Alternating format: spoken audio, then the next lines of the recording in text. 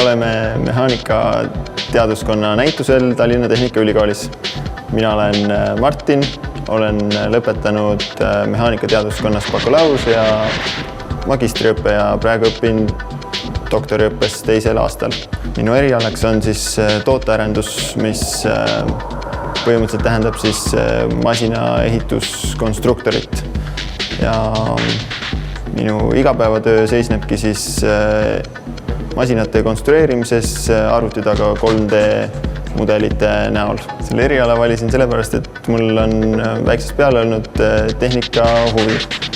Samas ma tahtsin natuke midagi sellist, mis oleks majandusega ka natukene seotud. Ja siis ma vaatasin, et tootearenduses oli see nagu olemas ja siis selle kasuks ma otsustasingi. See tehnika valdkond tundus huvitav. Õpingute käigus ei pea kindlasti ainult loengutes istuma, vaid saab ka ise käe külge panna hästi palju. Et toimub eriti bakalaureusõppes palju praktikume, kus siis saab igasuguseid katseid teha ja ise proovida, kuidas asjad toimivad. Ma arvan, et siis kui noor keskkooliõpilane ei tea, mis ta tulevikus teha tahab, siis ta kindlasti peaks mõtlema oma hobide ja huvide peale, et see on nagu esimene koht, kus alustada.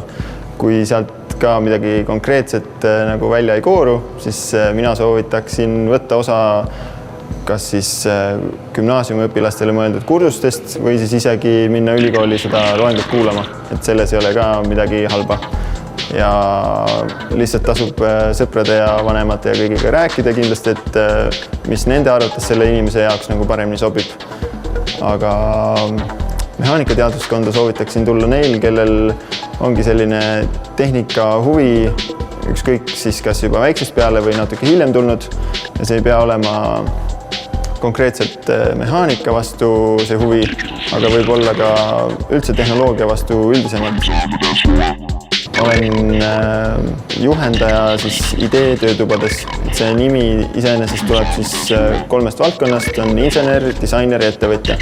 Et siis seal töötoas ongi 3 noort inimest, kes siis juhendavad tervet klassi õpilasi, et kuidas üks tootearendusprotsess käib.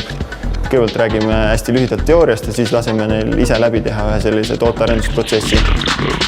Meeldib mulle väga tennist mängida, et see on minu selline suurim hobi, et seda olen teinud juba üle 15 aasta. Varem väiksena olin natukene ka võistlussportlane, et noorena ikka käisin võistlustel nii Eestis kui ka paar korda välismaal, aga praegu on selline pigem hobi, et püüan 2 korda nädalas ikka mängida. Lumelaoga püüan korra talve jooksul kuskil välismaal sõitmas käia, et see on ka selline mõnus vahepala, et saab Eestist ja muudest tegemistest ära ja on selline puhkus. Et väga mõnus on siis kuskil kõrgel mägedes päikesepaiste käest lumelaoga sõita.